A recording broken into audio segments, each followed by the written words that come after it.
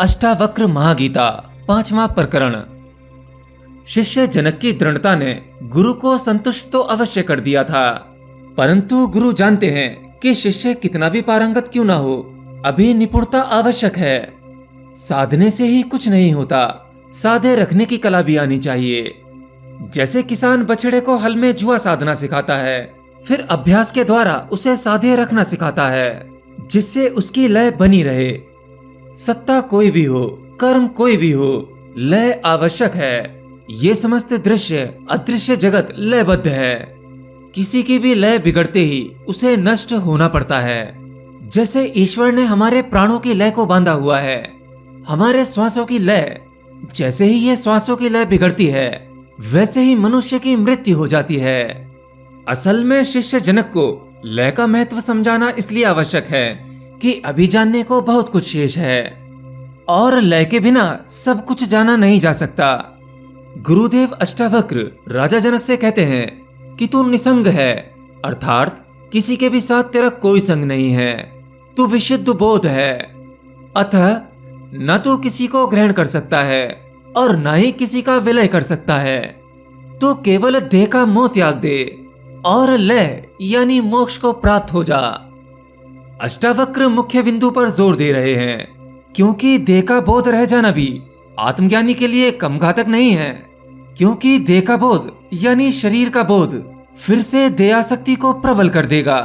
ये देहासक्ति तो ही है जो एक मूढ़ और ज्ञानी दोनों का ही बेड़ा गर्क करती है।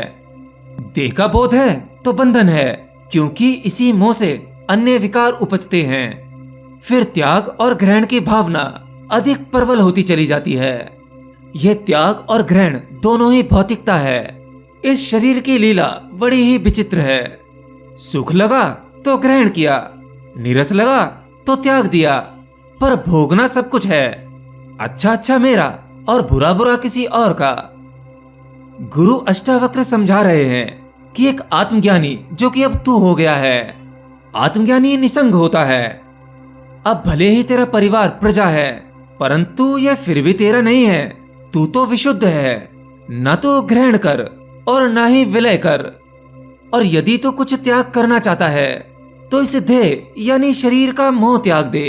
इसका बोध ही ना ला, केवल उस लय को पकड़ ले। तुझमें से ही संसार की उत्पत्ति होती है, जैसे समुद्र में बुलबुलों की होती है, जो पुनः समुद्र में विलीन हो जाते हैं। अतः तू केवल आत्म का चिंतन करते हुए उस लय को प्राप्त हो। अब देखिए, यहाँ पर सदगुरु अष्टावक्र जी मोक्ष को ही लय कह रहे हैं। अष्टावक्र कहते हैं कि तू सृजना है। यह विश्व तुझ में से ही तरंग की तरह उत्पन्न होता है और तुझी में विलीन हो जाता है। तो इस लय को निर्बाध चलने दे, लयहीन मत हो, यही मोक्ष है। तू विशुद्ध बोध को प्राप्त हो चुका है। ये जो दृश्यमान जगत तुझे दिखाई दे रहा है, अब यह तेरे लिए मिथ्या है। अब तू विवर्त से परे है, तू केवल लय को प्राप्त हो।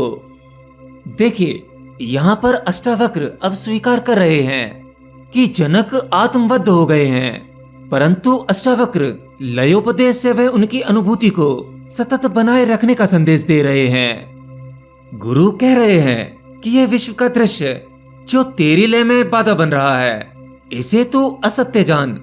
यह मिथ्या है, यह माया है जो तेरे लय यानी चिंतन में बाधा उत्पन्न करके तनिक अवसर पाना चाहती है, जिससे ये माया अपने किसी माया शस्त्र को प्रयोग कर सके। तू आत्मज्ञानी है, इतना तो तुझे विदित ही है। किसी श्रेष्ठ के अनेक शत्रु होते हैं जो उसकी श्रेष्ठता और उसकी विशेषता की लय को बिगाड़ने का प्रयास करते रहते हैं। आत्मज्ञानी के लिए जो कि तू है, सुख और दुख एक समान होते हैं। आशा और निराशा में उनके लिए कोई भी अंतर नहीं होता। जीवन मृत्यु उनके लिए अस्तित्वहीन है। अतः इन्हीं अनुभूतियों को लयहीन कर दे। देखिए, जिस प्रकार आपने आत्मा के बारे में सुना या पढ़ा होगा कि आत्मा निर्विकार, निराकार, निराशय और निष्प्रय होती है, एक आत्मज्ञानी भी ठीक यही होता है। उसे किसी भी प्रकार के सुख या दुख की अनुभूति नहीं होती, क्योंकि एक आत्मज्ञानी विकार रहित हो जाता है। आशा निराशा का वह संगी नहीं। जीवन मृत्यु का उसके लिए कोई अस्तित्व नहीं। एक आत्मज्ञानी इन सब से परे बिल्कुल स्थिर है। जिस प्रकार आत्मा को ना तो देखा जाता है, वह निराकार है, और वह साकार में भी है, आकार में भी है। न ये पैदा होती है, न कभी नष्ट होती है, और यह सभी अवगुणों विकारों से परे है। ठीक आत्मा की तरह एक आत्मज्ञानी होता है जिसे आत्मबोध हो चुका हो। फिर वह सुख दुख जीवन मृत्यु मोह माया से पार निकल जाता है। गुरु अष्टावक्र राजा जनक को इसी फ्रीक्वेंसी में स्थिर होने की कह रहे हैं, क्योंकि एक साधारण व्यक्ति जो कुछ समय आध्यात्मिक मार्ग पर चल के कुछ ज्ञान इकट्ठा करके उन्हें लगता है कि उसे आत्मज्ञान हो गया है, असल में उसे आत्मज्ञान होने का भ्रम पैदा हो जाता है। क्योंकि अगर कोई व्यक्ति आत्मज्ञान के मार्ग पर चलता है तो उसे उस मार्ग में कुछ उपलब्धियां मिल जाती हैं। जैसे अगर आप ध्यान करते हैं तो ध्यान के इस मार्ग पर आपको बहुत सारी उपलब्धियां मिल जाती हैं। आपको ज्ञान होने का भ्रम पैदा हो जाता है, जिसकी वजह से आपके जीवन का कुछ समय वह तो आनंदित हो जाता है। जब तक थोड़े बहुत अनुभव रहेंगे आपको लगेगा कि आप इस संसार, इस देह से मुक्त हो चुके हो। आत्मा परमात्मा का ज्ञान हो चुका है, मोक्ष का द्वार मिल गया है। परंतु जिस प्रकार आपके मन ने आपके लिए आत्मज्ञान का भ्रम पैदा किया है, जैसे ही ये भ्रम टूटता है आप अपने आप को वहीं खड़ा पाते हैं जहां से आपने शुरुआत की थी। आपको फिर से ये संसार के दुख पकड़ लेते हैं, शरीर की पीड़ाएं पकड़ लेती हैं। इसीलिए स्थिरता आवश्यक है।